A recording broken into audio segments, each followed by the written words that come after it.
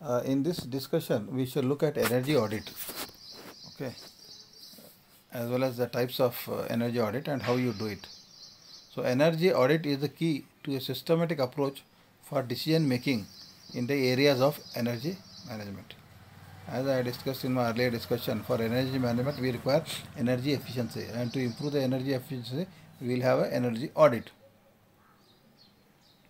It attempts to balance the total energy inputs with its use and serves to identify all the energy streams in a facility.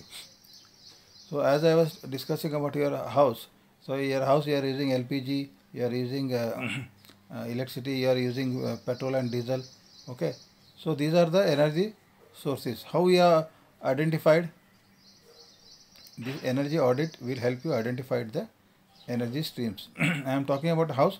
You can apply it to a factory. You can apply it to a institution also. It quantifies energy usage according to its discrete functions. So now the energy usage like LPG. So what is the function is for cooking. Then electricity for water heater.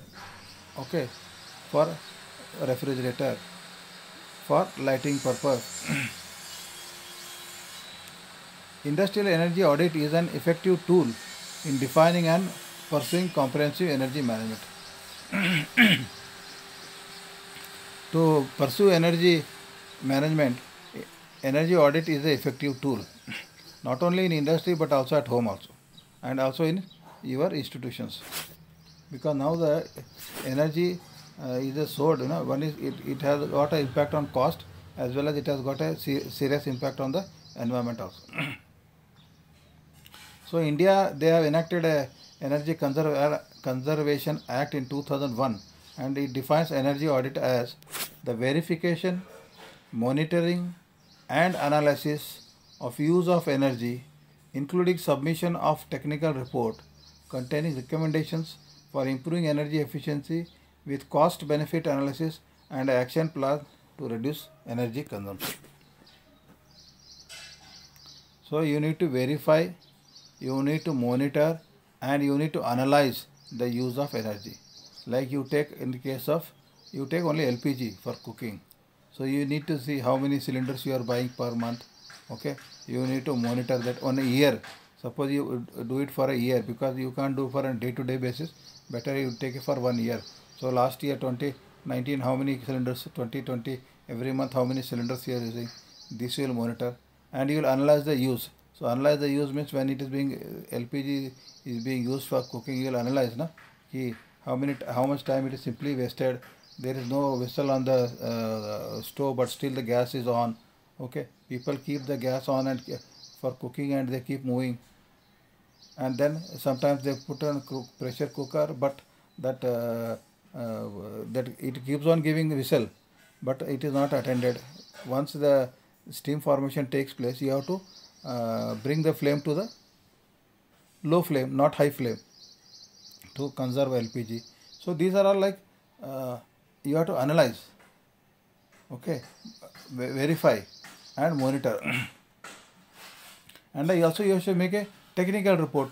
See, today if I ask you how much electricity you are using per month for the last 1 year or 2 years, you are not having any report of your house. I am very sure. But please, after going through this energy audit class, I would request you to take one sheet of paper and two things you do. What is the electricity consumption every month? Bill, units as well as bill. You keep writing from 2019 every month, 2020 every month. You will understand. You can see for yourself what is the change. Okay. And same thing applies to your gas. How much gas cylinders you have purchased. Then only when you have this proper monitoring, if you verify, then you will be able to analyze, so that you can improve the energy efficiency. Okay, and cost benefit analysis.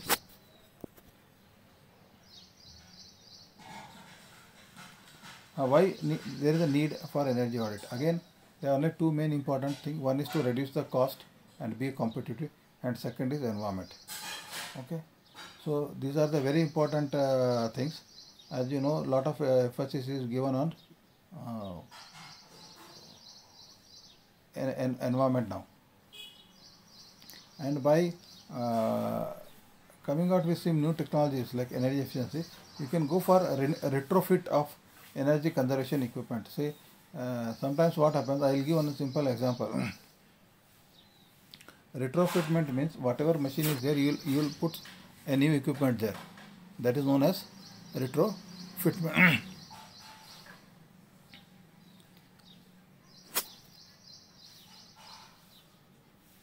And now let us look at types of energy audits. So energy audits are basically two types only. One is preliminary audit or walkthrough audit, and second is a detailed audit. Detailed audit, you do it very in detail. Preliminary audit is like a macro audit, and it is done in short period, say 2-3 days. But detailed audit may take months together, 1 or 2 months. And the type of energy audit depends on the function and type of the industry, the depth of to which the final audit is required, and the potential and magnitude of cost reduction. Now your own house, you can see. Now let us see the preliminary energy audit methodology. Establish energy consumption in the organization. I told you, you take a piece of paper and write the consumption of electricity, petrol and LPG month-wise. So this is the establishment of energy consumption in the organization or in a house. The estimate the scope for saving. Now you can definitely find the scope for saving. That is based on your wisdom. Okay. And then identify the most likely and easiest ways for attention. I have already given you some areas for attention. Both, if suppose your bike is there, if you clean the air filter, if you properly fill the air required pressure, you clean the carburetor, definitely you service the vehicle, lubrication is ensured, then it definitely efficiency increases. Okay. Then identify immediate improvement. See, there are some improvements like now what I got, low cost or no cost. Putting air in your tires, cleaning your carburetor and air filter will cost you nothing, but will save you a lot. So these are like no cost or low cost improvement measures. Or cleaning your LPG burner, this will cost you nothing, but will give you a lot of savings. Now set a reference point. Reference point means benchmarking.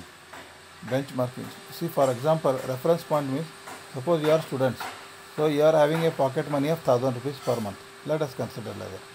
Some student will be having 2000, some parents which are rich, they are maybe giving 5000. But everybody requirement is same. You have to come to the college, you have to have some snacks, travel expenses, food expenses, okay, some entertainment expenses, some textbooks, Xerox expenses. So you need to have a reference point. You cannot be wasting money. Likewise, you cannot be wasting energy also. So some benchmarking has to be done. And you should find out areas for detailed study per measure.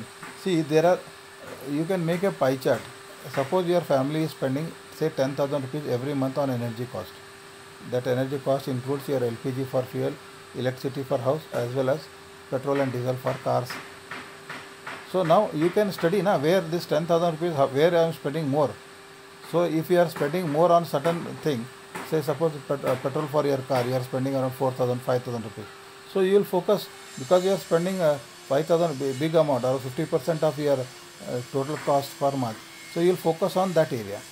Suppose electricity you are spending only 1,000 rupees, then you will give less attention to that. So you will focus more area based on the more amount of money you are spending. And you can use the preliminary audit by using existing or easily obtainable data. See, I told you take the electricity bill, it is available easily. Take the electricity bill, this is the preliminary energy audit.